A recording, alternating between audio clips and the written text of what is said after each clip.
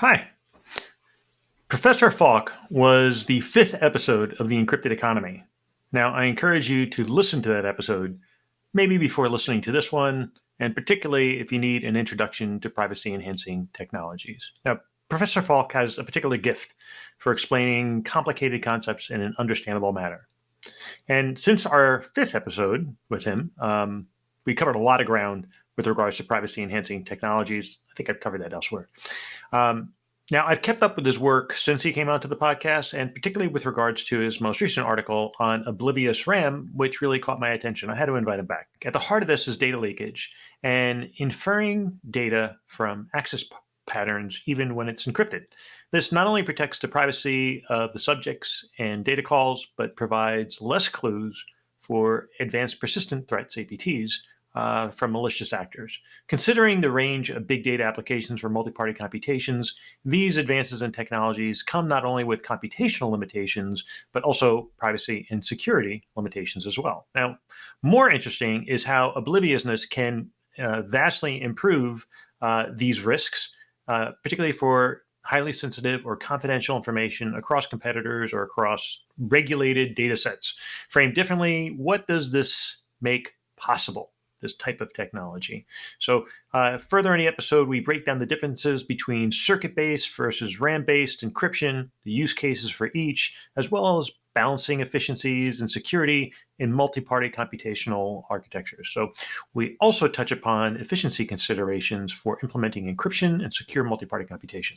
So if you have at least a basic understanding of secure multi-party computation and any interest in learning more, you have to listen to this episode. And I would encourage you to also read Professor Falk's paper on Oblivious Ram linked into the show notes, and to share it. Towards the end, we shift towards another area which Brett has been focusing on, which is credential management and how to link verifications and credential management with blockchain. So in another interesting episode with Brett Falk. So excited to bring it to you. If you enjoy it, again, please share. In the interim, I bring you Professor Brett Falk. Welcome to The Encrypted Economy, a weekly podcast featuring discussions exploring the business, laws, regulation, security, and technologies relating to digital assets and data. I am Eric Hess, founder of Hess Legal Counsel.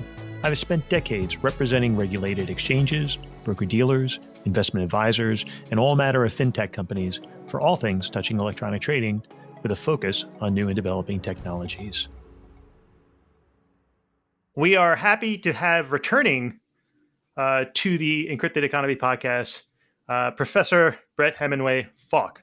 So, Brett, welcome. Thanks. I'm glad to be back. Yeah. So for the listeners, we're going to skip a couple things we normally do because Brett's already been on, and in fact, he was sort of the building block for much of the subsequent episodes that we did in privacy enhancing technologies. He was the first. So he was a pioneer in this space for us here. So if you haven't listened to that episode or you forget, either way, I think that's one of the episodes definitely worth a repeat. Get his background, get his origin story. If you want to brush up on some of the basics of multi-party computation, homomorphic encryption, privacy enhancing technologies, go there. But we're just going to kick right into it. This was great. I was so excited to have that Brett agreed to come back on. And of course, I'm looking at his academic papers over the last year. He hasn't stopped. He's a force of nature. He's intellectually curious about everything and deep dive and very intelligent. What a boon to the overall space. We had a long talk before even doing this podcast. We're like, okay, we got to find a way to cut this down for the podcast. But with that said, we're going to launch right into it. And we're going to talk about privacy enhancing technologies, but we're going to start off with, sort of a question of the state of privacy enhancing technologies, specifically as it relates to cost improvements and computational limitations. Yeah.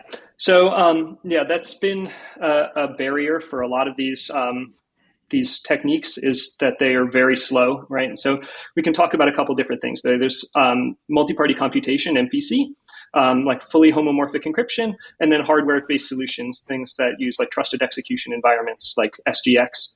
So with MPC, you're trying to compute on some private data and you have a group of people, and now they're going to run this computation. They all have their own private data, and they all have to communicate with each other. And these protocols, first is they grow with the number of participants, right? They grow quadratically. So if I have 5 people, they all have to talk to each other. And so if I have 10 people now, right, 10 people all talking to each other is a lot more than 5 people all talking to each other. So with the multi-party computation, they work much better with smaller groups of participants. Whereas something like fully homomorphic encryption, in principle, you can encrypt your data. You don't need a whole group of people. It works well if there's just maybe one person who wants to outsource their data to the cloud and have the cloud compute on it. But both of these systems, they're software-based systems, and they have some huge overhead. And, rule of thumb is maybe it's like on the order of 1,000 times slower or something to use one of these secure multi-party computations than to do the same computation in the clear. And again, it depends a lot on exactly the type of computation you're going to do.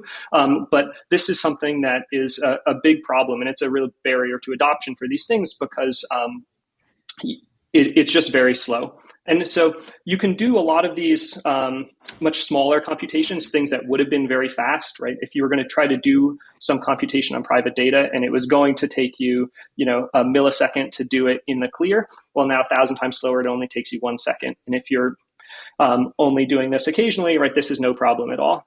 But if you were doing some kind of, big data type of computation, which was already sort of pushing your computational limits, right, you basically have no hope of doing something like that using current MPC or fully homomorphic encryption solutions. And the hope is that all these things will get faster, but that is a big barrier now. And one of the issues, I think, with this is that the computations for a secure multi-party computation, they have to be oblivious. And I think this is something we can talk more about, but basically the idea is that you have to hide not only the data, but also the control flow, the execution of what's happening, because this can't depend on the data. And so, for example, like a really simple example, I think, of showing why these computations are much slower is imagine you wanted to do some search over private data where, you have an encrypted array and I want to find the first element in your array where you have an encrypted array of people with salaries or something, with their salaries. And I want to find all of the indices where people's salary is more than $100,000 a year.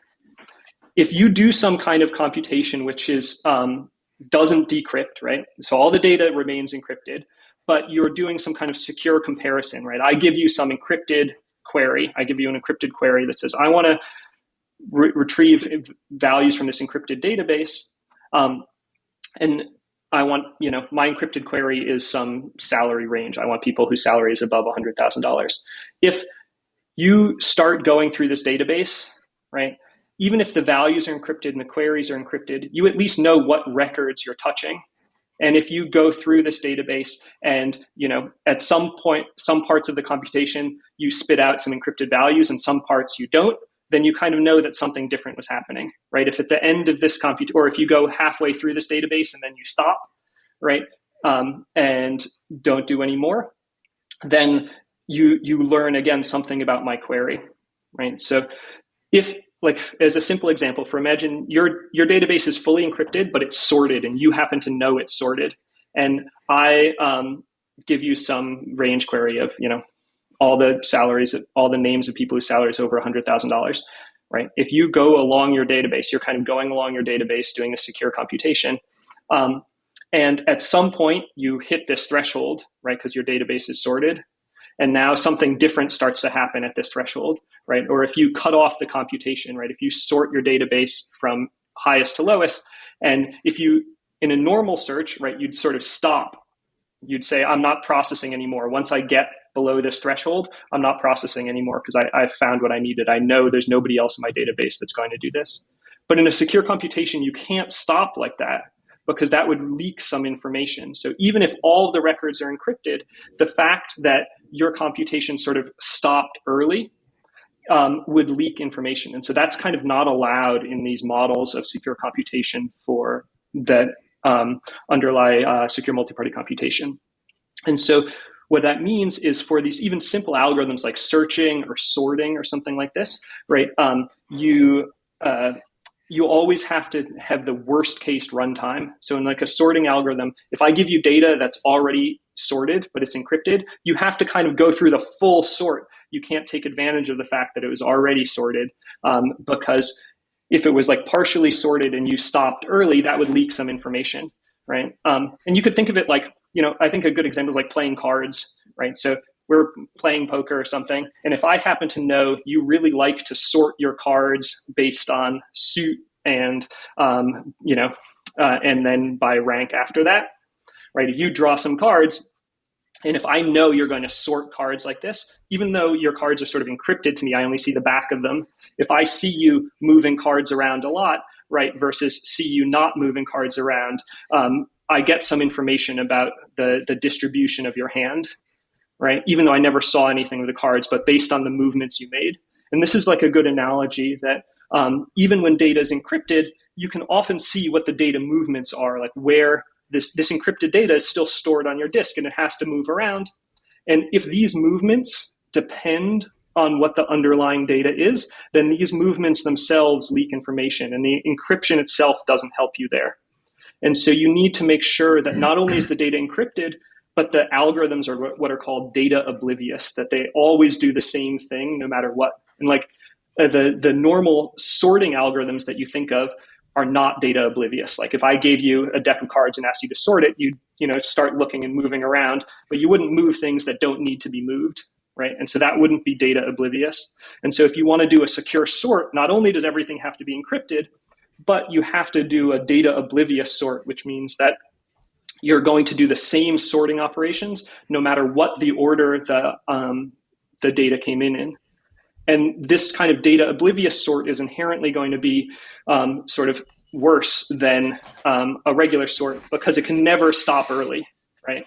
And so you always get kind of the worst case runtime. And so this is one of the barriers to this kind of secure computation.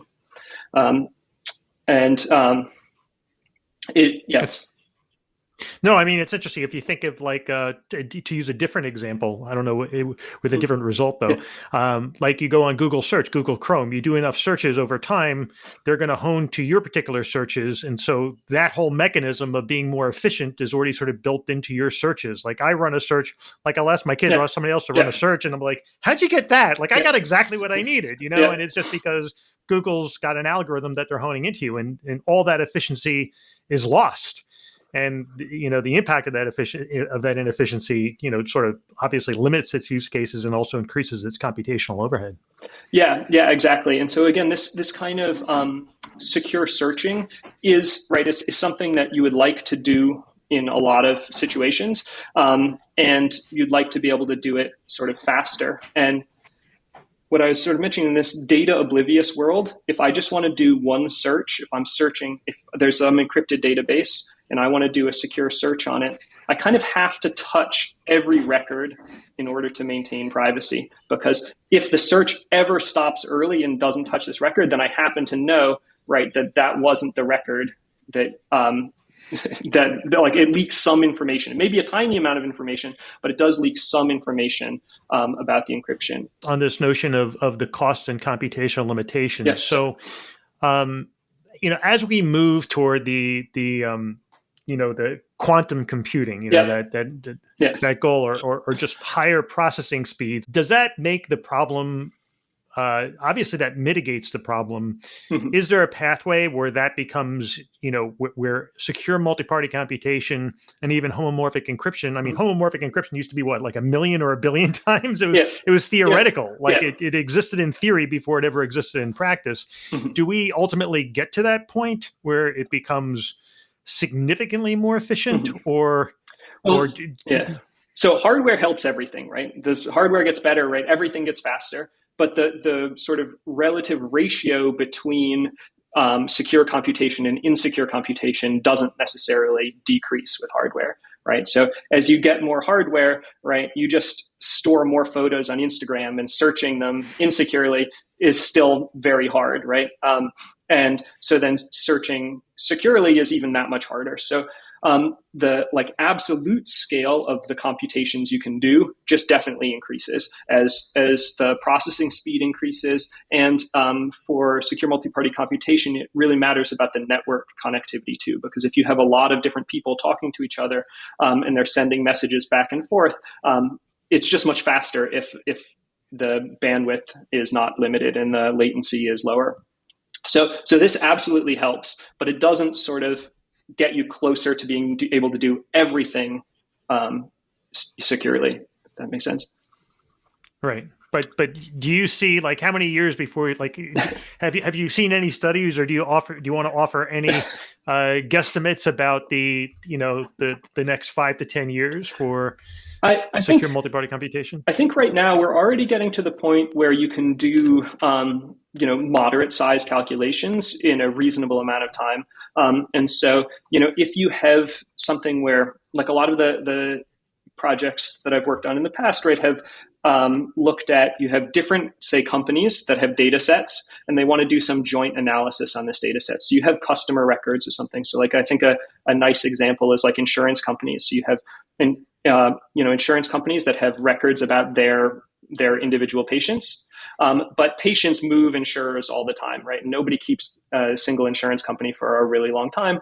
And if you want to ask a statistical question like, does the preventative care we gave you when you were 18, does that reduce the amount we have to pay for your care when you're 60? That's a really hard question to answer because no insurer has the continuous record of somebody when they're 18 and when they're 60.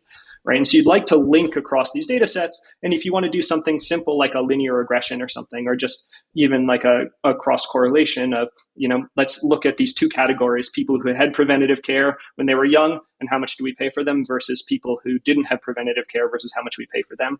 You'd like to aggregate data from lots of different data sources.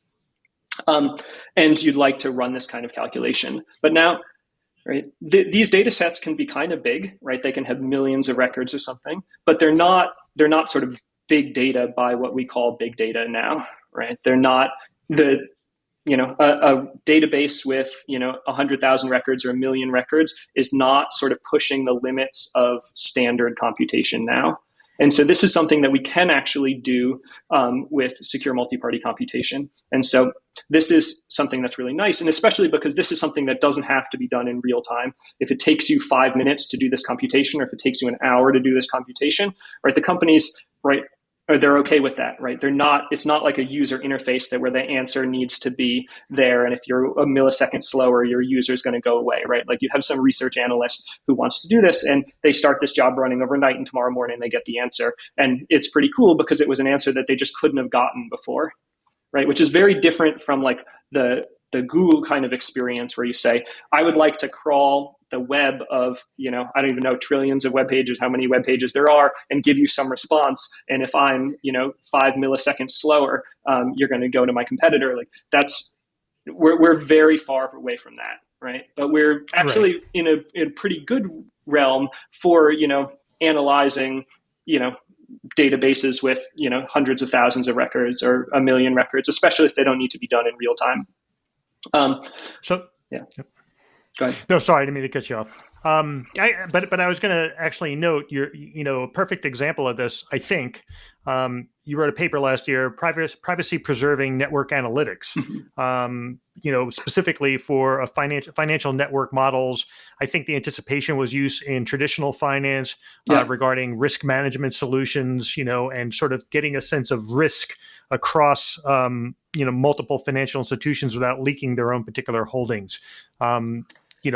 Presumably, that wouldn't be a real-time model, which I guess is also good. Yeah.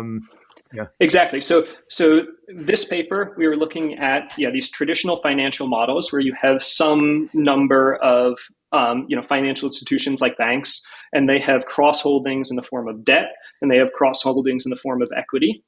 And you want to ask questions often about financial stability. So like there's a lot of questions about stress testing. So you say, what would happen if everybody's assets dropped by 10%? Would some people default on their debts? And if they defaulted on their debts, then you have to worry about a sort of contagion, some kind of collapse of like a cascade of collapses, where if I default on my debts, then the next bank that I owe money to might default on their debts, and you could have a whole chain of failures. And this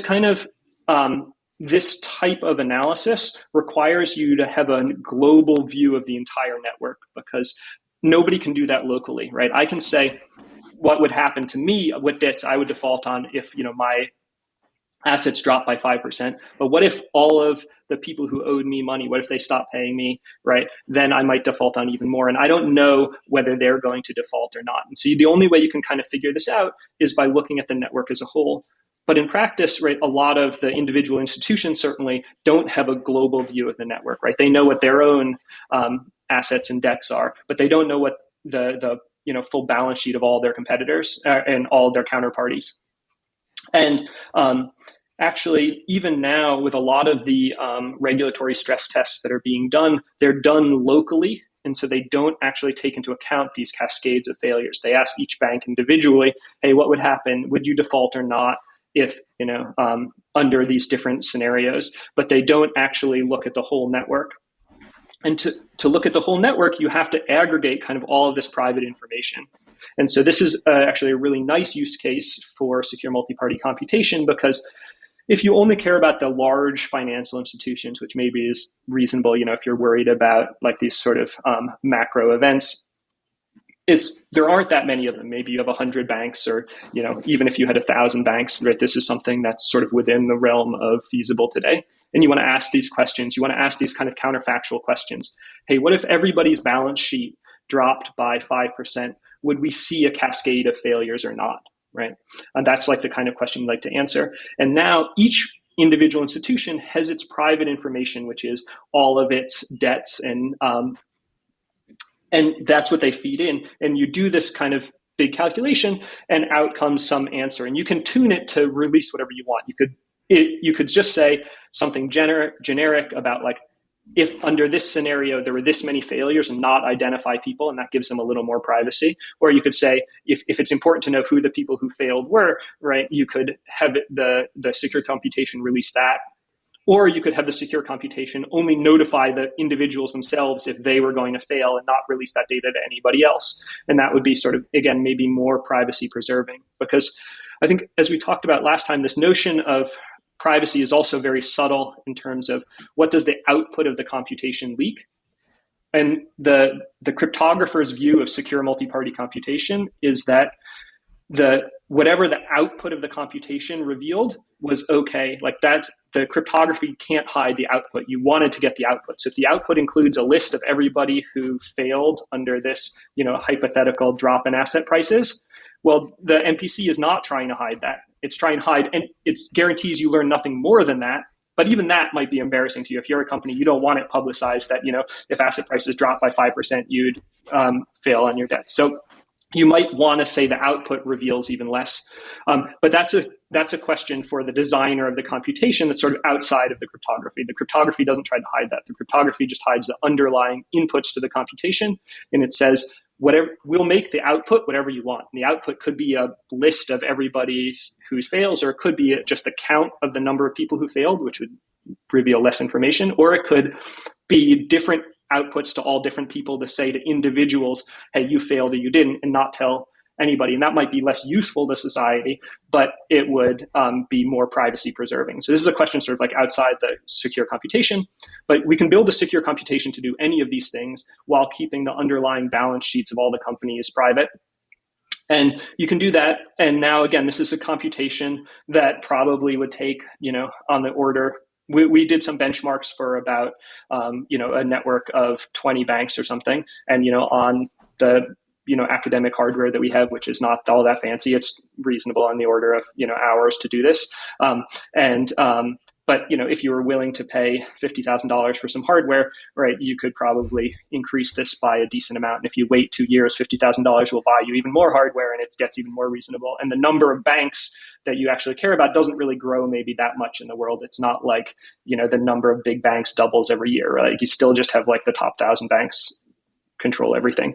And so this is a kind of computation that's actually really reasonable to run. And if it took you, overnight to run this calculation, it's not a big deal. Like, you don't need to know the output in milliseconds or even in minutes. So this is, I think, a really nice application of this type of secure computation. And again, it doesn't have to be. We chose a very concrete example about looking at financial contagion in interbank networks, but you can ask these kind of questions for almost any type of group or consortium of companies. Right. Well, in the context of a regulated institution that does have to do risk analytics on systemic risk and report it, this would better enable maybe the smaller participants to adjust their models within cycles of examination or what have you, or not have to wait for published reports, but to actually maybe real-time manage it a little bit better and better situate themselves, to something that could change quickly. Now, if you're like a large bank like JP Morgan, your sheer size probably gives you a pretty accurate barometer of the entire marketplace. And that information would be obviously very valuable to a lot of participants in the network. But, JP Morgan's not going to be like, okay, here's my balance sheet, go figure it out, right? But, it reminds me years ago when I was general counsel of a stock exchange, there were, a couple of very large clients that were so big. Somebody once explained to me that the large clients in certain names were the only ones who truly understood the market, the actual market for certain securities. Like their vision was so perfect that no one else in the market had the same information just by their sheer size, which was kind of crazy. And there's things you can do without even violating regulation, because if you're managing risk that, think about, managing risk, you have to manage risk. And of course you have perfect information. So think about the significant advantage that provides. So something like this, across banks, it's interesting. It's, regulators might say, have you adopted this yet? Are you part of this network yet? Because this network would enable you to act, to sort of manage it more real time. So definitely, that's definitely an interesting use case, and it's easy to see how that could be something more important, particularly for something like risk, where you don't have to have that real time information, but managing it night to night, and who knows, over time maybe more real time. But we walk, then we run. But also, I think you bring up an important thing here, which is that secure multi-party computation. One of the things you can think of it is a way to cryptographically replace a trusted party. So if you had a regulator that sort of mandated that everybody give over their full balance sheet to the regulator could just run all of these tests internally. And maybe under some conditions they would actually do this, but the idea of a secure multi-party computation is now you don't need this trusted regulator. And so even if the trusted regulator exists and they say, we're going to do this once a quarter or something, right? The actual institutions might want to do it more than once a quarter. They may want to do it once a day, right? Or they might want to do it under different hypothetical asset prices. They think maybe the regulator is being too, conservative or who knows what, right? But they just want to do it more often or under different conditions. This kind of computation wouldn't replace the notion of a trusted regulator, but it would allow people to do kind of more that the regulator wasn't in place to do for them, right? And so I think that's a thing that's really kind of cool about it, is that it's, it would allow people to, the sort of the consortium of banks or whatever companies that were interested in something like this, right, to actually sort of, to collaborate or to cooperate in a risk assessment that wasn't specifically mandated, but they think would be maybe more accurate. The other thing that I want to point out is in writing this paper, I spent a while looking at the Dodd-Frank bill, right? Dodd-Frank and the stress tests that requires are all local stress tests. They ask each bank individually to sort of run these counterfactuals, and they do not take into account any of the network dynamics. So all of the financial literature that tries to model contagion in interbank networks, right? None of that is captured in this kind of local stress testing. That's the type of stress testing that's done by Dodd-Frank, or that's mandated by Dodd-Frank, which is exactly the kind of contagion that you can capture by looking at the whole network, which you can do in a privacy-preserving manner using these secure multi-party computation tools. Right, and I've raised this point before. This notion of a regulator has access to a honeypot of information. Even in the trading marketplace, this attempt to sort of, aggregate data across asset classes into a singular database that different exchanges can access. That whole process of saying, if we give you all the information, now you can run your own analytics. Well, that, there's a lot of variation in security. So, what happens is you're creating, greater risk by trying to contain it. You're maybe not exceeding it, but if one party doesn't have the greatest security, you could have some real issues. When I was a general counsel of Direct Edge, a lot of times the parties you think you trust to have the best systems don't.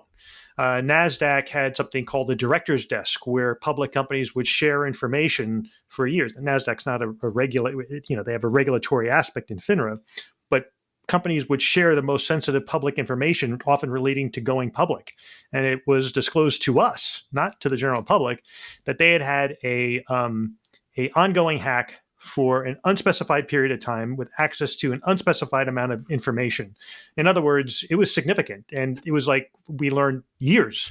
And you can just imagine, somebody with a backdoor to this information, the way that they can abuse it and how it could have been used to the detriment of these public companies. Now, NASDAQ, it's a pretty significant organization. Yeah. Why do we necessarily believe that somebody with an exchange license or any other party consuming it just because it's a bank, or even the government themselves necessarily as a lock, they're a honeypot? I mean, SolarWinds taught us one thing. It's that this is not just, you're talking about Department of Defense, Department of Homeland Security, all those institutions had potential vulnerabilities due to the SolarWinds hack. So anyway, reduce this honeypot, with the regulators with that intermediary role. They should view that data as toxic, and they should be looking, just say, hey, how do I run red flag, zero knowledge, and minimize the participants' access, including my own, to this database, in a way that's unencrypted. Let me leverage encryption, get the information. If there's a red flag, then I collect the information. But before then, maybe I don't. Yeah, that's a really important point, that even if you have a trusted party who could aggregate the data and do the computation, right now they are a real target, right? And if you do this kind of distributed computation, since the data is never aggregated in one place, there is no single party that you can attack and steal aggregate data. So that's I think a really important point to make about this. The other thing that's a little tangential is, and this is actually another use case for MPC, is actually sharing these security breaches. So this is, companies have been very interested in this kind of thing, which is you have a bunch of companies that are maybe in the same space and they're all under constant cyber attack, and they would benefit on the whole of sharing essentially risk and breach information with each other, right? If they say, attackers are trying to exploit this, and so you better make sure you're all patched up in this, or, I'm noticing some weird activity on, this type of server. Is anybody else who's running these servers experiencing these same kind of, penetration attempts or something like this? And the issue is that in practice, right, companies don't want to share any of this information with their competitors because it basically makes them look bad. Nobody wants to say, hey, this is how many cyber attacks I'm getting per day. Even if you happen to know all my competitors are getting the same number, right? I still don't want to release that publicly. But you would benefit on the whole if you could share that information and have some sort of aggregate database that just says, maybe that's looking for anomalies of saying there's a lot more people are noticing, this type of threat recently. So or just pushes out generic alerts based on this private sensitive data that each company has about their own, vulnerabilities and the threats that they've either successfully thwarted or been, vulnerable to in the past. And so this is actually a great use case for MPC, is sort of to get aggregate analytics on cyber threats. And to just stay with the cost for a little bit, and then we'll get into the main episode. So when in our discussion, you talked about the cheap version. How do you get the benefits of encryption today with less cost? I'll let you. Yeah. So there's a bunch of different ways to do this. One thing is you can use secure hardware. So secure multi-party computation and fully homomorphic encryption are software-based solutions. But you can use these trusted execution environments like Intel SGX, and they give you basically the full power of computing on encrypted data that you could get from fully homomorphic encryption, except it's all done in hardware. And so it's just much, much faster. And so this is a route that's like very practical today to do a lot of, pretty reasonable computations. And the overhead is not very big. The overhead is that it's a little bit annoying to write code that runs in SGX. But once you do that, you can with some tweaking get almost anything you want to run. And there are more and more companies that are starting to come up that are writing essentially wrappers that will try to take your code and sort of get it to run inside an SGX for you, so you don't have to think about the security side very much yourself. And so this is like a great application. And the big downside is that you're sort of reliant on Intel to maintain the security of their SGX chips. And there's just a whole slew of academic papers that say, under certain circumstances, you can really break the security of SGX. But it's still, nobody I think would claim that it's not better than nothing, right? Like it's absolutely better than nothing. And, it gives you some pretty strong guarantees that if I'm going to do some computation and use some platform like Azure or something, I can get them to run an Intel SGX enclave for me. I can encrypt my data directly to the SGX enclave. The data can be computed on inside SGX, and the encrypted result can be returned to me. And I get some guarantee that the sysadmins at Azure and everybody who's co-located on those machines really can't access my data up to the security of SGX. And this is like exactly the same kind of security I would get with fully homomorphic encryption, where I encrypt my data, I send it up, they compute on it and send it back. Except now you're just really relying very heavily on Intel. But we're seeing more and more applications of this because it is just orders of magnitude faster than MPC or fully homomorphic encryption. And what are some of the outfits that maybe you're familiar with? And I'm not asking for an endorsement that wraps it. Yeah. So there's a company, Anjuna.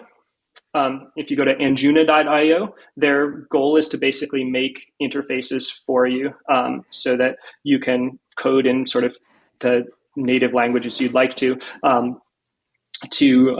actually get things to run inside of an SGX enclave. So yeah, that's one of these things. The other thing I want to say that's separate from this is, back on that, Google had a project, Google Asilo, which was supposed to be wrappers for this. And I kind of think that project has mostly died out, but I thought it was a very cool idea that was for, again, just to have an abstraction layer that you could write in this sort of secure language, and then it could file down to whatever secure hardware you kind of happen to have. But there's more and more tools that are being developed for this. Okay, so now we're gonna talk about Oblivious Ram. Now we talked a little bit about the concept of obliviousness, but in talking about Oblivious Ram, can we start off with maybe drawing the distinction between circuit-based versus RAM-based, use cases or benefits? Yeah. So one thing I was saying about when you're doing a computation with secure multi-party computation or FHE. The people who are doing this computation, they kind of see the data movement, right? If I have fully homomorphic encryption and everything is encrypted, I still know when I'm adding two encrypted values or I'm multiplying or when I'm writing one to a disk and reading it back.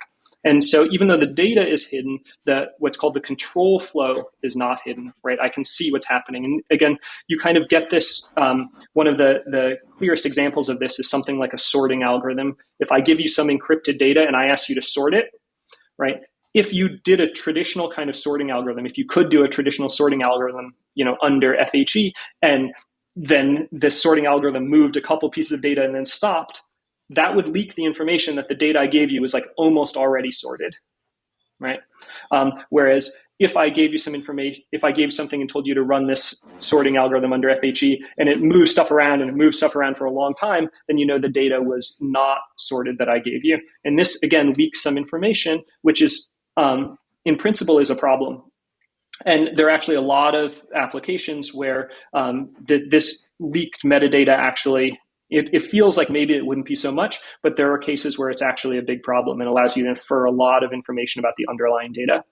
So whenever you're doing computations like this, you need to make sure that the computation you're doing is what's called data oblivious, that the control flow, the like data movement, is independent of the underlying data. So if you're going to sort them things, the sequence of reads and writes and data moves is the same no matter how the data came in to begin with. And this is, in some sense, a separate topic from cryptography. There's a whole literature in algorithms about data oblivious algorithms. And one of the main use cases is for privacy, but it's also useful in other situations where if you want to build hardware to do something, the hardware is maybe not as flexible as the software. And so you kind of want a hardware circuit that's always going to do the same thing, always have the same data movement. And so one way to ensure that is with what's called the circuit model, where you have a circuit, can be like an arithmetic circuit, which basically means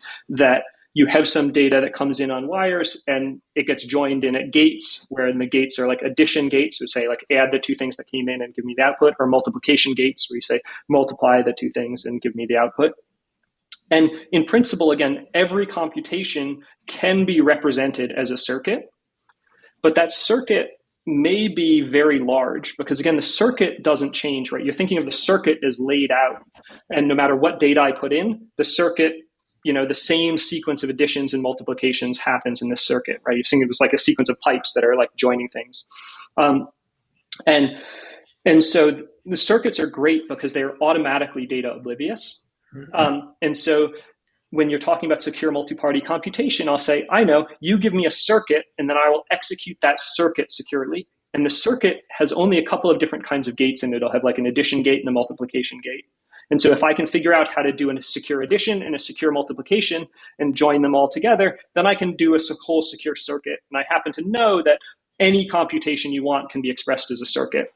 And so now this is great. I can do any computation you want securely. But it doesn't mean I can do it efficiently, because I can't guarantee you that the circuit representation of something is very small, right? The circuit, the initial step before the secure computation of taking what you want to do and converting it to a circuit, right, might be really, really big. And again, like one way to think about this is if you're writing a computer program and you have an if statement, if this, then you do one thing, and if something else, then you do something else. And this is like a branch in your program. In a circuit, right, you can't branch like that. You kind of have to execute both halves of the branch and then merge the results at the end. And this means that you don't get any of the benefit. If I have a condition, which is like on rare occasions, I have to do some big computation, right? But 99% of the time, it's really fast. I can't take advantage of that in the oblivious setting. And so I can't take advantage of that in the circuit setting because the circuit is always going to do the worst case amount of computation because it doesn't know, right? Sometimes it's going to have to do that, and it can't change its control flow based on the data that's coming in. And so again, sorting is like this example I keep coming back to, right? Which is like if I have a sorting algorithm, and like if you think of like a naive sorting algorithm like index sort, right? Like if you were going to sort a deck of cards, what do? You kind of look for the lowest card and you put it at the beginning. You look for the next lowest card, you put it at the beginning, right? The amount of data movements you do depends a huge amount on how sorted the data, how sorted the cards were to begin with. And if you try to do something like that as a circuit, you always are going to have to move the cards the same amount, which means that you always have to move it the amount as if they came in like fully unshuffled. And you can never take advantage of the fact that, hey, look, that most of the time the cards are already like sort of partially shuffled. And so this is already like a performance hit kind of right away. That's right off the bat. And it's a performance hit that's really bad for examples like sorting and like searching. So again, searching, right? What's the naivest way? If I give you a deck of cards and I say, find me the Queen of Hearts, right? You can just scan each card until you find it and then stop, right? But if you want to be data oblivious, you can't stop. You have to keep scanning each card all the way to the end every time. So even if you find it on the fifth card, I still have to kind of go through the whole sequence to show you that I'm going to do that. And so this data obliviousness means that your running time is always sort of the worst case running time. And so that can be very painful, basically, in terms of a cost. So the idea is you'd like to be able to do secure computations in what's called the RAM model, which is like the random access memory model. And so there's this notion of what's called Oblivious Ram. And Oblivious Ram is asking this question. You imagine you have a secure, trusted processor that's and you can think of that as yourself, or you can think of it as like a really small hardware component. And this hardware component is going to write out to your regular computer's RAM, which is untrusted, and it can hide the contents of the data by encrypting it. Right. So I paid a lot of money for this really small, trusted hardware component, and it's doing all these computations for me, but it can't store all the information it needs. So it has to use the regular computer system memory, and it's going to encrypt everything before it puts it out there. But anybody who's watching the system can see, hey, here's the memory addresses it reads to and writes from. And this sequence of memory accesses actually can reveal a lot of information about the underlying computation. So this is kind of like metadata leakage. So even though all the actual data is encrypted, seeing where people read and write leaks a lot of information.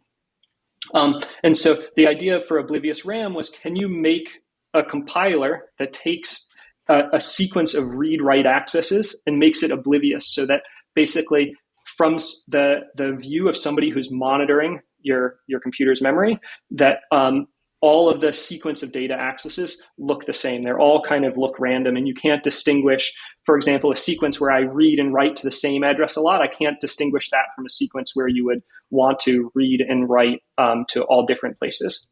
And so now, although the name is Oblivious RAM, the applications are kind of much bigger than this. Right now, cloud computing is a big thing, right? And you can think of this in the cloud perspective. Then instead of a trusted hardware component, I have me on my trusted computer, and I want to outsource a lot of data to some database in the cloud.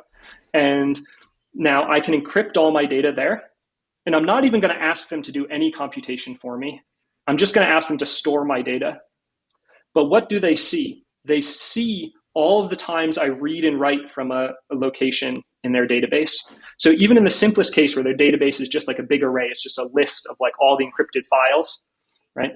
They get to see every time if I read from the same file every time, if I read from different files, or the sequence of files I read from, or things I touch and don't touch. And this actually really leaks a lot of information. And so the idea of Oblivious RAM, again, is a sort of intermediate layer that says, on my side, when I say I want to write to, location 3 in this array, it actually kind of randomizes things and writes to a different random location on the actual untrusted memory.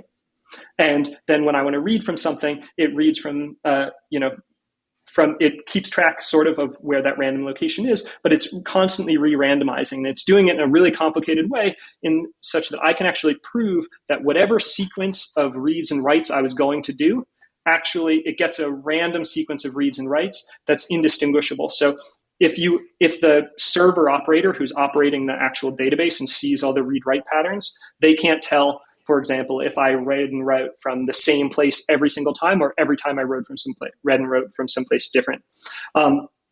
And so this is the idea of Oblivious RAM. And so this is, again, it's about hiding like metadata or access patterns. And there's a lot of really interesting work that shows like this kind of access pattern leakage is a big problem. And, there was a lot of works about things like symmetric searchable encryption, right? Like you might like to have something where I put all of my emails in the cloud and I encrypt each one of them separately, and then I later want to search them based on keywords or something. And there's a lot of simple things that I could do here, right? I could just say, I'm going to encrypt all of my emails, right? Each one separately. And then I'm going to encrypt like all the keywords from them as individual values and tag each encryption with like its keywords. And if I do this with a deterministic encryption so that every keyword is encrypted, if I encrypt it a second time, it encrypts the same way, then later I could search it. I could then like essentially each encrypted email has a set of like encrypted random tags with it. And when I want to search for, emails that have the encrypted economy in them, I will encrypt that and send it up to the server and say, hey, send me back all the encrypted emails that have this encrypted tag, and everything stays encrypted. And this sounds really good at first, right? That everything is always encrypted at all times. But the problem is, right, the server sees, right, in principle, if you don't do this right, the server could see a lot of information. First, it sees like how many times I query for each individual word. And if I query for a word, how many responses are returned, right? And knows how many emails came back with this. And just these kind of count statistics actually reveal a surprising amount of information. So like just as a benchmark, we downloaded the old Enron data set. It's hard to get like good email data sets, but like just as a hypothetical idea, like imagine you wanted to use this to encrypt emails and search for keywords. And then we made a dictionary of like 10,000 keywords. And then we said, imagine you have some sequence of keyword accesses, and all I give you is how many results are returned. So how often you search for a given keyword and how many results are returned for each query. Now, can you just using this information, so you have like none of the underlying data, can you identify which keywords are being searched for?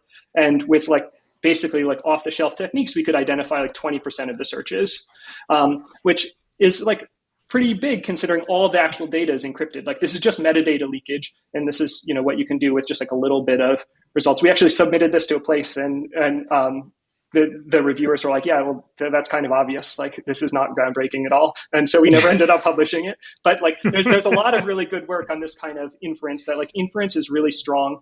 And if you set up a system where everything is encrypted, but the access patterns are leaked, you can actually reveal a lot of information. And so this is what Oblivious Ram is getting at. It is how do you hide this access pattern information? But then the kind of neat thing is that once you can hide this access pattern information, then you can imagine doing a more complicated secure computation on top of it, where you're in what's called the RAM model, where you're doing computation that requires random access memory, where you're reading and writing to different places, where it seems like the control flow would be different, but now the control flow is randomized essentially by this Oblivious RAM. And that means that you could then do secure multi-party computations that you don't have to first represent as a circuit, that you can actually represent as a RAM program, which is kind of how you would represent most of the computation that you would do insecurely. So it gives you a sort of a more natural like programming environment with the costs that are much lower. And so you can really reduce the cost of doing a lot of these secure multi-party computations if you could do them in the RAM model. So this is this paper you're talking about is trying to build what's called this distributed Oblivious RAM or DORAM. And the idea of that is basically to use secure multi-party computation essentially in the RAM model. Maybe draw some distinction where you see ORAM being more efficient than MPC and where MPC is more efficient than ORAM. ORAM by itself is not doing any computation. It's just a way of interfacing to this sort of untrusted data storage, which you can think of as an untrusted, like memory card or an untrusted cloud server or something, but it's like reading and writing to this untrusted array. And now you can use that as a building block to do more complicated computations that you'd want to do securely. And so basically the place where the circuit model shines, is again in places where there's where the control flow would naturally kind of depend on the data. So just back to like secure multi-party computation, most secure multi-party computation is done in a circuit model where you say, first, we represent the computation we want to do as a circuit, which means there's like a bunch of additions and multiplications, say. And if you have a bunch of additions and multiplications, you can think of that, what you're getting out is like basically like a polynomial. Like if I add something a bunch of times and multiply it, sometimes like it's like a polynomial. It's like, x to the fifth plus 5x plus 7 or something. Or it could be in two variables, y to the third times x squared plus. But right, that's all you can do with additions and multiplications is make these kind of polynomials. And we know, right, you can approximate everything with a polynomial. You can do basically everything with a complicated enough polynomial. But polynomials, sometimes the degree of the polynomial has to get really big. Like polynomials don't naturally represent a lot of other kinds of functions. And so on the mathematical side, if the function you want is sort of naturally represented as something like kind of like a polynomial, then it's fine to do it in the circuit model. And if it's not well represented as a polynomial, then you want something that's in like the RAM model. And so I keep coming back to this example of like searching and sorting. Like these are examples of things that you can do much better if you have these kind of other tools. And so another type of thing that comes up here is like, why do you really want to do searching and sorting? A lot of things are about like database joins is one question, right? So I have a data set with, people's salaries and their social security numbers, and you have a data set of, their social security numbers and their GPA. And we want to analyze, how does GPA relate to salary? Right? We want to actually do a database join on the social security number column, which requires some basic data movement to align these things together. And so this is like a building block of things that you would really want to be able to do. And this is hard to do in the like pure circuit model. I mean, you can do it, you get it opens up a lot of options if you have this ability to sort of write RAM programs. Right. And it sounds like they're not mutually exclusive either. You could absolutely not. Together. Yeah, absolutely not. So, and that's how you would sort of imagine. Ideally, what would go on is that people would have these secure multi-party computation compilers, which allows you to write what you want to do in some language, and it takes care of everything under the hood. And ideally, the program would choose for you, whether what it's compiling down to is like a circuit or a RAM program. And this is sort of the goal we're getting to, right? Like for people to use this, we talked at the beginning about efficiency. Like one of the barriers to adoption is that these things are really inefficient. But the other thing is that it's sometimes like hard to understand. And what we'd like to be able to do is say, look, you just tell me the computation you want to do, right? Don't think about the security at all. You just say, look, imagine there's 5 people and they all have their private data. Tell me what is the computation you want to do, and express that in some programming language that you're comfortable with.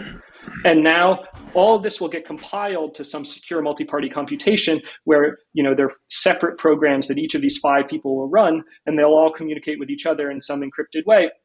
And at the end, the output will pop out. But you, as the sort of end user, didn't have to really think a lot about, what is the underlying MPC and, what exactly is happening under the hood here.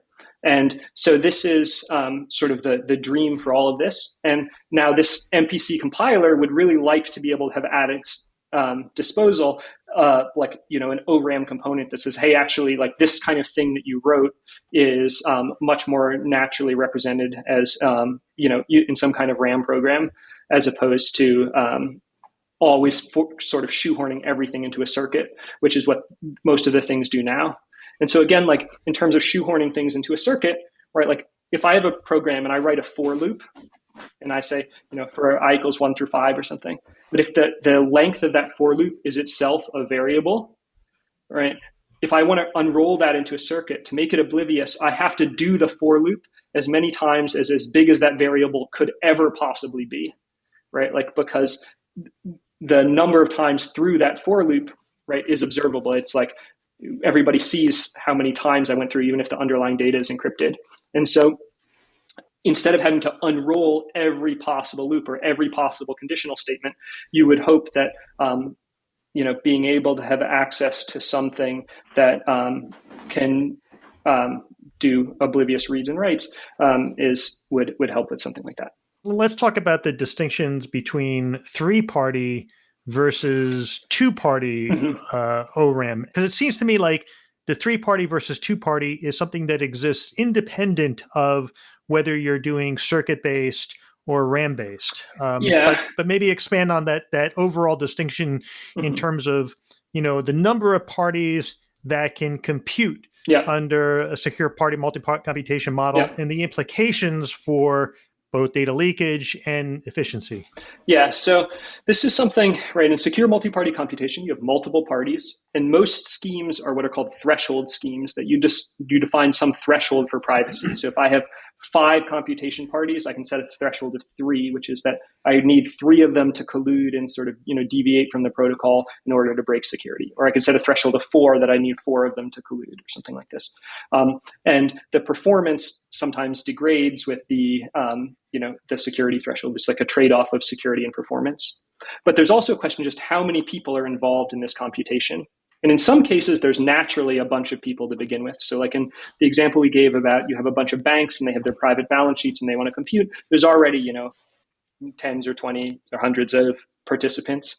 But in some situations, right, there may be very few actual participants who have data, right? If it's just me and you and we want to compute, there isn't like some natural third party. And it turns out that for technical reasons, having 3 people who are willing to participate in the computation, actually you can do a lot of things that you couldn't do in the 2-party setting, or you can do them at least faster.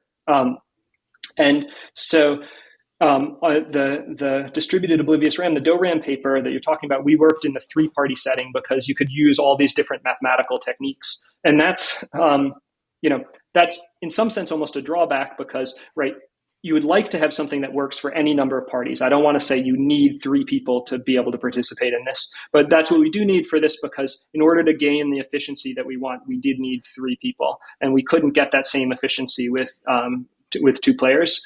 We'd like to be able to do that, and that's like an active area of research. But right now, basically, like the 2-party computation is slower, and you can think of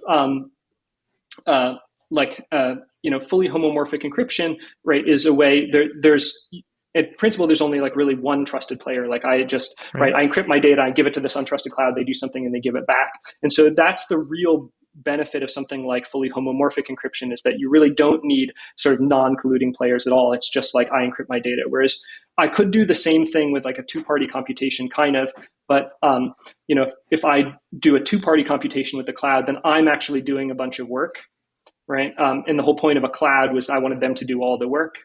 And so if I want to get the same benefit of, secure multi-party computation for like outsourced computation, I would need like 2 cloud servers at least, where the 2 cloud servers have to not be colluding. I like secret share my data to the 2 cloud servers and they run a 2-party secure multi-party computation. Or better yet, I have 3 different cloud servers and the 3 of them run this 3-party secure multi-party computation because that can be really fast.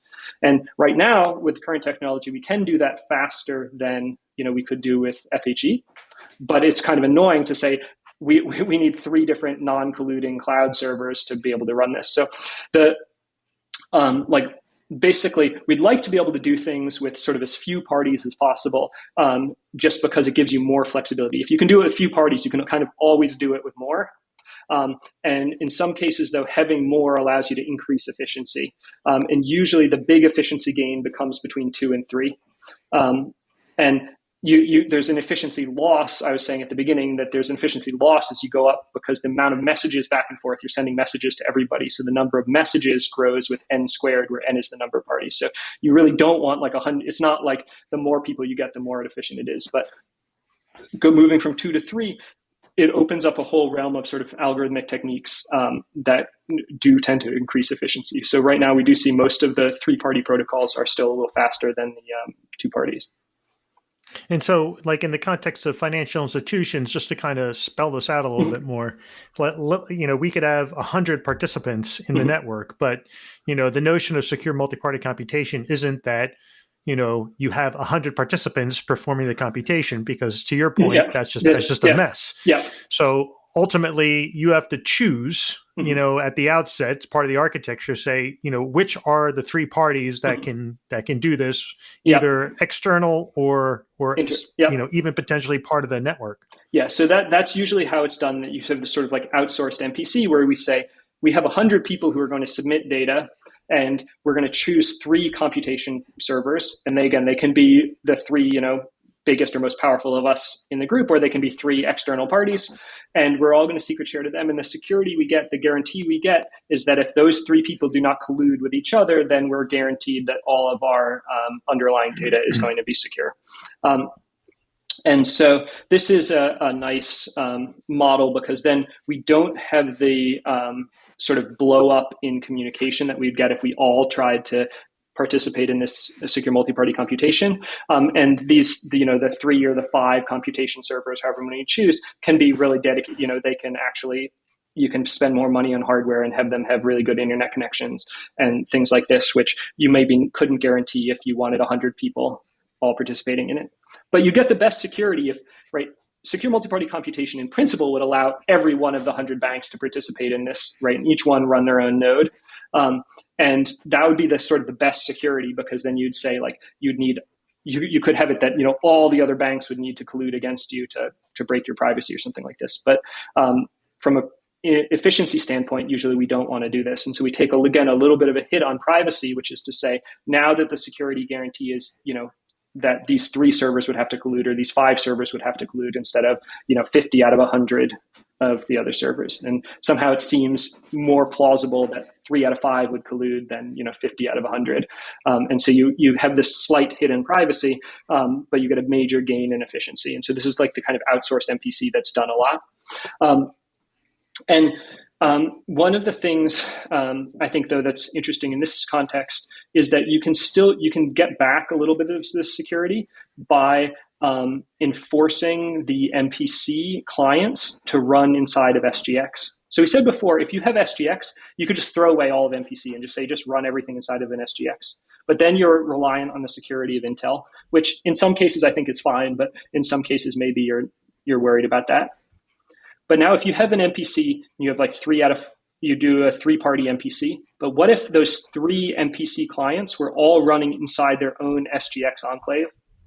Then in order to get any one of them to misbehave, you would have to break that SGX enclave to get it to violate the MPC protocol. So now your security is not just that these 3 parties got together to defraud you. It's that these 3 parties got together and they all individually broke their SGX in order to get their software to defraud you. And now that's just like a whole new layer of security on top of that. And so that gives you, you get the kind of layered security benefits of the kind of MPC and SGX on top of each other. So I think that's really nice. And I think that's what the Avalanche Bridge is doing. They have a 4-party like multi-sig, basically, which is a threshold signature scheme, which would need 3 out of 4. You can think of it as like a very simple MPC that needs 3 out of 4 corruptions to steal money out of the bridge. But if each of those 4 participants are running inside of an SGX, now the guarantee is not that 3 out of 4 of those people need to collude to defraud you. It's that 3 out of 4 of those people need to agree to collude to defraud you. And then they have to figure out how to break their SGX. And then they can try to steal money from the bridge. And that's, again, like a much harder thing. Yeah. So SGX, again, down and dirty way to accomplish it, particularly with the wrappers. You can build on top of that. So to shift gears for the last part of our episode here, I thought we'd talk a little bit about, in the context of AML, at least, one of the things that's come up a lot recently, more so because of all the FATF guidelines and such, is how do you build and it could also apply to traditional finance. How do you build a trustless environment where people don't have to necessarily reveal a ton of personal information about themselves, but yet through whitelisting and associated transactions with whitelisting, we can start to not only determine, who is not who's on the blacklist, but also, malicious actors can obviously take over whitelisted accounts. Often happens, and still act through other accounts that aren't on the blacklist yet. So obviously it involves a lot more transactional analysis. But Brett and I were talking about both the use of credential management and zero knowledge proofs and how they could be utilized more effectively to facilitate more on the KYC AML side in a way that doesn't necessarily reveal the identity of the participants. Mm-hmm. Yeah. So, in addition to secure multi-party computation, one of my big areas of focus right now is in blockchain space, and with a emphasis on privacy, but actually a lot of different aspects of blockchain. But one of the ideas of one of the blockchain use case that I'm really excited about is this kind of credential management. And so the idea would be that you have credential issuers, which you can think of like the DMV will issue you a driver's license. And that would happen by they give you a driver's license and they digitally sign it. Or, you get a digitally signed passport from the passport authority, or you get a digitally signed diploma from your university or something. And that you wouldn't put these documents on the blockchain because most of our blockchains are public and there's no reason for them to go on the blockchain. The credential issuer would give them directly to you. And when you wanted to use those credentials to somebody else, you could present those credentials to somebody. So you want to get into a bar and you need to present your driver's license to show that you're over 21. You present this digital credential and they can verify the signature that it came from the DMV. But the issue there is, so at this point, we have no blockchain. Somebody issued you a credential and they verified it. But the issue is about this key management. In order for somebody to verify your credential, they need to know what is the public key of the issuer, right? Because if they have the wrong public key, if they have the wrong verification key, then I can forge credentials, right? If they think my key is the verification key for these credentials, then I can issue credentials to anybody I want. So they need to know what is the true verification key for the DMV or for the passport authority or for the university that's issuing credentials. And so that information goes on the blockchain so everybody can see, hey, this is the public key that's associated with the Pennsylvania DMV. And then the other thing is that when you do this kind of credentials where you issue a signature on something, right, you might need to revoke these, right? If I get a DUI or something, then they'd want to revoke my driver's license. But you can't claw back data, right? When somebody gives me a signed document, they can't ever pull it back, blockchain or no, right? All they can do is say, hey, look, this signature, I kind of want to take that back. And so there needs to be like a revocation list. And some information about that can actually also go on the blockchain. So the DMV can post a revocation that says we revoke this signature hash. And so now when I present my driver's license somewhere, they can look up what is the DMV's address on the blockchain and they can verify it. And then they can look at the set of revocations that's also on the blockchain. And so in that sense, it's also permanent and I can't easily tamper with it to see if the hash of my driver's license was one of those ones that was revoked. And so again, I can have some privacy here that nobody needs to know. It doesn't say like Brett's driver's license was revoked, but when you go to check this value, you can see that it was revoked. And so you can maintain a lot of privacy this way, and you can have a lot of credentials being issued by all different credentialing authorities. And the blockchain is just a coordination mechanism so that people know the public keys of these different accounts. And then on top of that, you can now start to layer all kinds of really interesting zero knowledge proofs for things like, right, when I go to vote, maybe I need my driver's license to prove that I'm a resident, right? But my driver's license has all kinds of other things. It has my photo and it has my eye color and it has my height and weight and my date of birth and stuff. And maybe I don't want to reveal all that to the people who are running the voting station, right? I just kind of want to prove to them that I'm a resident and that I'm over 18. And I say all the rest of it is none of your business. And so what I'd like to be able to do is issue a zero knowledge proof that says, I have a driver's license that was signed by the Pennsylvania DMV. It says my date of birth was more than 18 years ago and that I am, a resident in this county. And I want to prove that in zero knowledge and that they can verify that statement. And so if you can do that, and that's actually a fairly simple zero knowledge proof, now we can have really nice sort of privacy preserving credentials that I can reveal only kind of the amount of information that you need to do the things that you want to do. And so I think this is like a great blockchain use case. It's very hard to get people on board to do this, right? I can't imagine the amount of work that would be needed to get, the DMVs from all different states to actually adopt a system like this. But in principle, right, this type of credentialing would be really useful. And you could do it for this kind of KYC or AML to say, like, I have signed documents that say I went through KYC with somebody. Right. And now it doesn't even have to be sort of these like legally binding documents like a driver's license. Right. Like it can be if I go through KYC with somebody and they issue a signed thing saying like, I check Brett out and he's reasonable. Now somebody else can choose to accept that or not. And they say, look, you went through KYC with this other person, I trust them, so I'm willing to, accept you onto my system. And so you can use it again as these kind of like access cards or credentials for other things that are kind of opt-in. And you can imagine that being a really good way to sort of maintain some of the privacy and anonymity of the blockchain, but still have certain parts of it be accessible through some kind of KYC. And ideally, again, you would have that KYC be kind of reusable. Like, it's really annoying if every different service I want to provide, I have to like scan my driver's license and send it up and give like a utility bill and whatever else I have to do, right? I want to do that once and have one authority say, we're issuing you this like credential, and then everybody else kind of trusting that authority, saying like their KYC was good enough for me.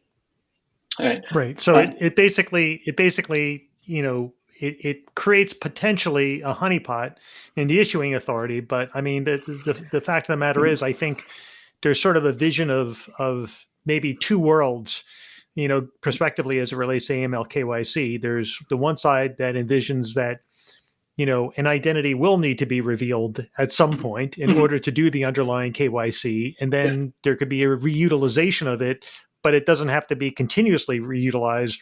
Like today, I mean, how many times have you had to show your send your passport online? It's sort of like every time I have to do that in the real world, it's like, this is ridiculous. Like, how many imprints of my passport and driver's license are floating around just for multiple requests? It's a terrible thing for user privacy, right? I hate having to scan my driver's license to send it to somebody and say, I have no idea what you're going to do with it, right? Whereas if I can just issue a proof to you that I have a passport, right? You can't, that leaks no information about me. You can't like sell that. You can't misplace it, right? And so that's really nice. But then there's also there's the user privacy thing, but then there's also this thing about reusability is also really nice, that I don't have to keep sending things to all different people. And then there's the other vision, which is you never have to reveal anything ever, because it's based on blacklisting addresses, and it's based on associating blacklisted addresses based on transactions with other whitelists, and setting thresholds and all that. So it's definitely two competing visions of and maybe ultimately we end up with both. So I think blacklisting addresses does not seem very useful to me, in the sense if there's really no underlying if there's no underlying identification mechanism. So like just looking at like these stablecoin contracts, like Tether's USDT or Circle's USDC. Like if you look at them on the Ethereum blockchain, you can blacklist addresses, and they both have blacklisted a whole bunch of addresses, saying these addresses are no longer able to move their underlying stablecoins. And shockingly, this has been somewhat successful. Like there's money when they blacklisted these accounts, there was money in these accounts. But if criminals were sophisticated, right, you should always be able to outrun this blacklist, right? Like, just spin up another address. You spin up another address, and all you have to do is issue a transfer from your account to this new address before the blacklist address comes in. And so right now on Ethereum, we have this problem of like maximal extractable value, this MEV, right? And you can think of it as like a front running thing. So even if Circle is really on top of things and they're monitoring things right away, and they see this address stole some USDC, and they say, we're going to blacklist it, and they are just like on it, which is hard to imagine that they can be so fast. But even if you imagine that, right, all you have to do is get your transfer in before theirs is in, right? But there's to also consider this. That's level one. Mm-hmm. But level two says, and again, we can hit it from the perspective of either you can only trade with blacklisted, or you can't trade with blacklisted accounts, or you can only trade with whitelisted accounts, which is another threshold to achieve whitelisting, right? But a blacklisted account that transfers assets to a whitelisted account, that could potentially graylist or blacklist that whitelisted account, and so on and so forth. So, but even that is so hard to track because there's all this pooling happening. So it's true that if I steal some USDC, and I think they're going to blacklist me, and I just immediately transfer it to another address, well, they'll blacklist my new address, and we can play this cat and mouse game. And I think, if I were a sophisticated criminal, I would imagine that I could front run the blacklisting transactions. When Circle sends a transaction to the blockchain that says, please blacklist this address, I should be able to, basically get my transaction to transfer in first. But I wouldn't transfer to a normal address, right? Because they'd blacklist that. What I do is I go and I take it, and I take my USDC and I drop it in the DAI's, like in MakerDAO's DAI peg stability module, and I immediately transfer it for DAI. And now right? I have all this DAI, and the DAI cannot be blacklisted. The DAI contract does not allow that to be blacklisted. And now all of the USDC that I stole is stuck in the DAI's peg stability module contract, and it's pooled with everybody else's. And if Circle blacklists the whole DAI peg stability module, that's a huge thing. I actually just looked. The DAI's peg stability module is the number one holder of USDC on Ethereum right now. And right, if I steal a couple $1 million worth of USDC, they're not going to blacklist this whole contract because of it. Now, they can claw back, right? They can actually, without blacklisting, they can claw the funds back. So I deposit $30 million into the peg stability module. And now they claw back, and they can claw back that $30 million. But that doesn't hurt me directly. That hurts all the DAI holders equally, right? It doesn't hurt. It didn't claw back my DAI. My DAI is not tied to the specific USDC that I put in. It's just backed by the sort of global amount of collateral in all of the MakerDAO ecosystem, not just what's in the peg stability module. So like once I convert from USDC to DAI, there's nothing that you can do to me to pretty much, right? And this is not like, I don't want to single out Maker. You can do all kinds of things, right? Like if I stole USDC on Ethereum, what do? I send it over the Avalanche bridge onto the Avalanche network. And what do they give me on the other side? They give me wrapped USDC on the other side. And that wrapped USDC is not controlled by Circle, right? And so that can't be blacklisted by Circle. And my USDC is stuck in the Avalanche Bridges contract. And what can they do? They're going to blacklist the entire Avalanche Bridge? Like, I don't think so. And if they claw back from the Avalanche Bridge, it doesn't claw back the USDC that was issued on Avalanche, right? It just sort of hurts the whole pool equally. And so like these kind of blacklisting of like individual tokens, it's hard for me to imagine them actually working. But interesting. I mean, there's actually moves to not only IP addresses, but I think like, and I don't know too much about it yet. It's like an AOPP in Switzerland where you have to prove your wallet ownership in order to onboard at any exchange or anything like that. So it basically it's bringing it down that other level. So then this is like a whitelisting thing, right? And so whitelisting can work. It's just extremely onerous, right? Like, but from a security standpoint, it sort of works. If you believe that your whitelisting process is good, then yeah, that's. But the credential management is effectively a whitelist, right? Yeah. It depends. But again, like it's very hard because these things are so interoperable. Even if I whitelist certain things, right? How do you handle pools, right? Like, say I can only, interact with.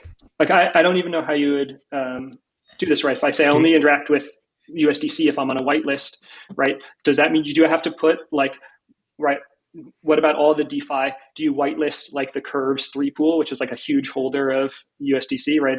Or like, do you whitelist the MakerDAO peg stability module, or do you whitelist one of these bridges, right? And if you don't, right, that's like a huge blocker. But if you do, then it kind of, people can use that as a way kind of around the whitelist because they're kind of effectively holding this thing. Or it kind of like, in some levels, it breaks things in weird ways, which is if I am, if I could only use USDC whitelisted, but I have some LP tokens for the Curve 3 pool, which entitles me to withdraw from the Curve 3 pool, but USDC says, hey, we're not going to let you withdraw the USDC from this pool, then these like LP tokens are worth less to me than they'd be worth to somebody else who is whitelisted. And like it becomes very complicated, and it's not, like I would think you could still probably get around that with some thought by just, again, using this kind of derivative or wrapped token, right? Like I deposit into some pool that's whitelisted, and now I have the LP token, which entitles me to a share of this pool. And if somebody on the whitelist can withdraw, I can't withdraw, but that's okay with me, right? I can still trade it around knowing that it is valuable to the people on the whitelist who can withdraw. Right. Well, it sounds like whether it's credential management or whitelisting, it seems like it's a similar issue as it relates to taking part in the pool. So I guess we won't solve it on this podcast episode, huh? Yeah. Well, great. We'll definitely include links to that as well in the show notes. So, okay. So Brett, thanks so much for coming on. This was great. Yeah, and we'll call it there. All right. Thanks.